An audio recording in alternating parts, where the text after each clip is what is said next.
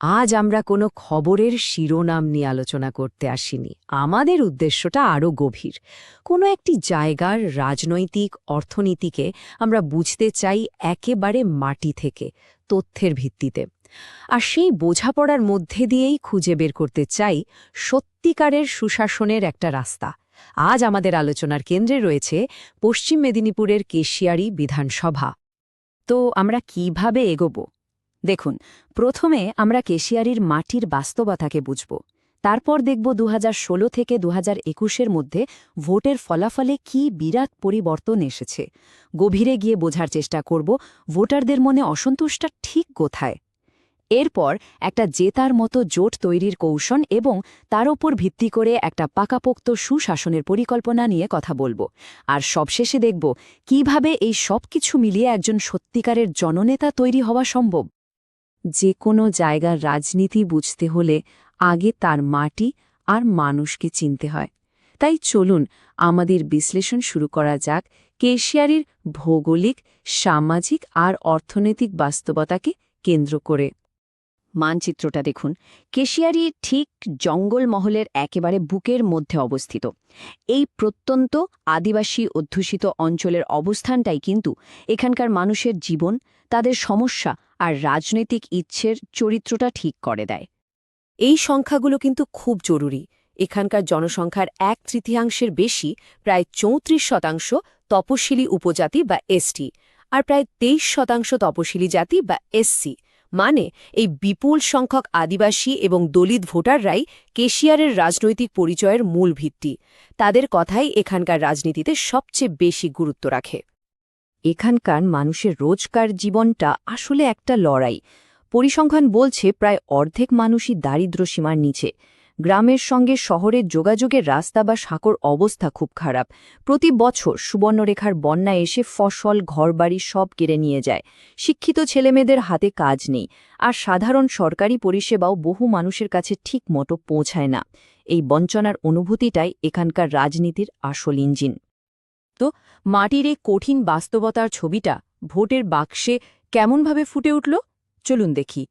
২০১৬ থেকে ২০২১ এই ৫ বছরে কেশিয়ারির ভোটের ফলাফলে যে একটা নাটকীয় পরিবর্তন আমরা দেখতে পাই, সেটা কোনো হঠাৎ ঘটে যাওয়া ঘটনা নয়, বরং ওই গভীর বঞ্চনারই একটা সরাসরি রাজনৈতিক উত্তর।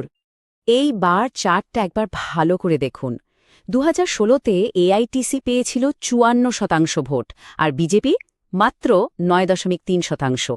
আর ঠিক ৫ বছর পর ২০২১-এ এআইটিসির ভোট কমে হল ৫০%, কিন্তু বিজেপির ভোট শেয়ার এক লাফে পৌঁছে গেল প্রায় ৪৩%।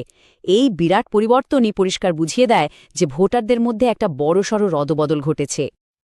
আর তার সাথে এই সংখ্যাটা দেখুন, ৮৯%। ২০২১-এর নির্বাচনে ভোটদানের হার। এর মানে কি? এর মানে হল কেশিয়ারির মানুষ রাজনৈতিকভাবে উদাসীন নন। তারা চুপ করে বসে থাকতে চান না, বরং ব্যালটের মাধ্যমে সক্রিয়ভাবে নিজেদের ভাগ্যটা বদলাতে চাইছেন। তাহলে এই বদলের কারণটা কি? একদিকে শাসক দলের হাতে ছিল কিছু জনকল্যাণমূলক প্রকল্প আর ক্ষমতায় থাকার সুবিধে, কিন্তু তাদের দুর্বলতা ছিল মারাত্মক। দুর্নীতির অভিযোগ আর পরিষেবা মানুষের কাছে ঠিকমতো পৌঁছে দিতে না পারা। আর এই সুযোগটাই কাজে লাগিয়েছে বিরোধী পক্ষ। তাদের সামনে শাসক দলের উপর বীতশ্রদ্ধ আদিবাসী আর পুরনো বাম ভোটারদের সমর্থন পাওয়ার একটা বিরাট দরজা খুলে গিয়েছিল। চলুন এবার ভোটারদের এই অসন্তোষের গভীরে প্রবেশ করি। মানুষের এই ক্ষোভের আসল উৎসটা কোথায়? কোন কোন সিস্টেমের সমস্যা এই প্রতিষ্ঠান বিরোধী হাওয়াকে এতটা জোরদার করে তুলল? আমরা যদি দেখি, মোটা দাগে ৫টা বড় কারণ সামনে আসে। ১ নম্বরেই আছে কাঠমানির ক্ষোভ। ২ এসএসসি শিক্ষক নিয়োগ দুর্নীতি, যা শিক্ষিত যুব সমাজকে শেষ করে দিয়েছে। ৩ ভোটের পরের হিংসার ভয় আর আতঙ্ক। ৪ অনুপ্রবেশ এবং সিএএ নিয়ে মানুষের ভাবনা। আর ৫ নম্বর বেকারত্বের জ্বালা। এই ৫টা কারণই মিলে ভোটারদের একটা বড় অংশকে শাসক দলের থেকে মানসিকভাবে অনেক দূরে সরিয়ে দিয়েছে। কাটমানির ক্ষোভটা ঠিক কেমন, এই কথাটা শুনুন। বন্যার ত্রাণের টাকা আমাদের কাছে কোনোদিন পৌঁছায়নি। মাঝপথে স্থানীয় নেতারাই সব গায়েব করে দিয়েছে। এটা শুধু একজনের কথা নয়, এটা হাজার হাজার মানুষের মনের কথা। সরকারি সাহায্য যখন এইভাবে চুরি হয়ে যায় তখন সেটা শুধু দুর্নীতি থাকে না, মানুষের বিশ্বাসের ওপর একটা চরম আঘাত হয়ে দাঁড়ায়। আর এই কথাটা ভাবুন, আমাদের ছেলেমেয়েরা পাশ করে বসে আছে কিন্তু কোনো সরকারি চাকরি নেই। মনে হচ্ছে পুরো ব্যবস্থাটাই ভেঙে পড়েছে। এসএসসি দুর্নীতি আর বেকারত্ব মিলে এমন এক হতাশা তৈরি করেছে যেখানে পরিবারগুলো তাদের শিক্ষিত সন্তানদের ভবিষ্যৎ নিয়ে শুধু অন্ধকার দেখছে। যখন মানুষের মনে এত গভীর ক্ষোভ জমে তখন রাজনৈতিক আলোচনায় একে অপরকে সম্মান করাটা খুব জরুরি হয়ে পড়ে। নেতাদের কাজ অভিযোগ উড়িয়ে দেওয়ার নয়, বরং মন দিয়ে শোনা। কারণ আমাদের সংবিধানের মূল কথাই তো হল প্রত্যেক নাগরিকের মর্যাদাকে সম্মান করা আর দায়িত্বের সাথে কথা বলার অধিকারকে রক্ষা করা। আচ্ছা, সমস্যা তো বোঝা গেল, কিন্তু এর থেকে বেরোনোর রাস্তাটা কি? কিভাবে বিভিন্ন সামাজিক গোষ্ঠীকে এক ছাতার তলায় এনে এমন একটা জোট তৈরি করা যায় যেটা এই আসনে জেতার জন্য যথেষ্ট? চলুন সেই কৌশলটা এবার দেখা যাক। এই টেবিলটাকে একটা কৌশল সারণী বলতে পারেন। দেখুন কিভাবে প্রত্যেকটা সম্প্রদায়ের জন্য আলাদা আলাদা বার্তা তৈরি করা হয়েছে, তাদের প্রয়োজন আর স্বপ্নগুলোকে মাথায় রেখে। যেমন মাহিষ্যদের জন্য কৃষি সহায়তা, সাঁওতাল আর দলিতদের জন্য ক্ষমতায়ন আর জমির অধিকারের কথা, মহিলাদের জন্য উজ্জ্বলার মতো প্রকল্প, আর যুবকদের জন্য স্কিল সেন্টার আর চাকরির প্রতিশ্রুতি। এটা একটা খুব সুচিন্তিত কৌশল। শুধু কথা দিলেই তো হবে না, সেই কথা রাখার জন্য একটা নকশা, একটা ব্লুপ্রিন্ট দরকার। চলুন এবার সেই সুশাসনের পরিকল্পনাটা দেখা যাক, যা কেশিয়ারির মূল সমস্যাগুলোর একটা স্থায়ী সমাধান করতে পারে।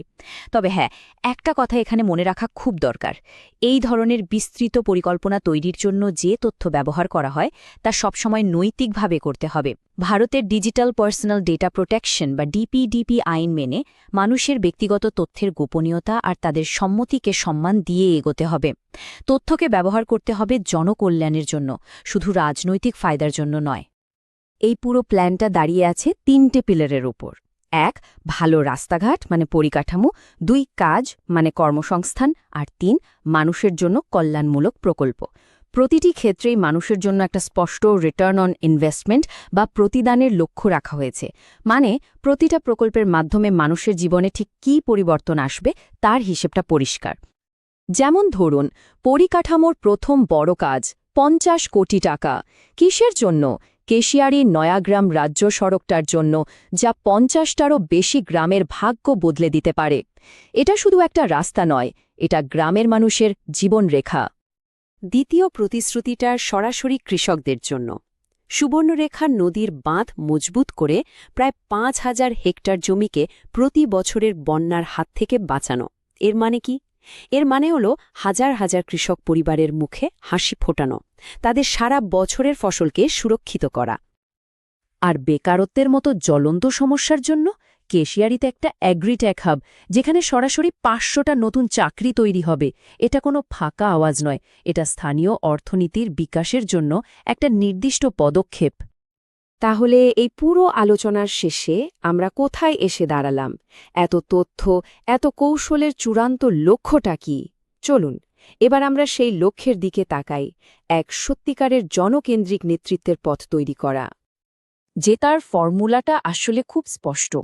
এমন একজন মুখ দরকার যিনি এই মাটিরই সন্তান, একজন স্থানীয় আদিবাসী নেতা, যিনি মানুষের ভাষায় কথা বলেন, তাদের কষ্ট বোঝেন। একমাত্র তিনিই পারবেন এই উন্নয়নের পরিকল্পনাকে মানুষের কাছে বিশ্বাসযোগ্য করে তুলতে। কারণ দিন শেষে বিশ্বাসটাই আসল।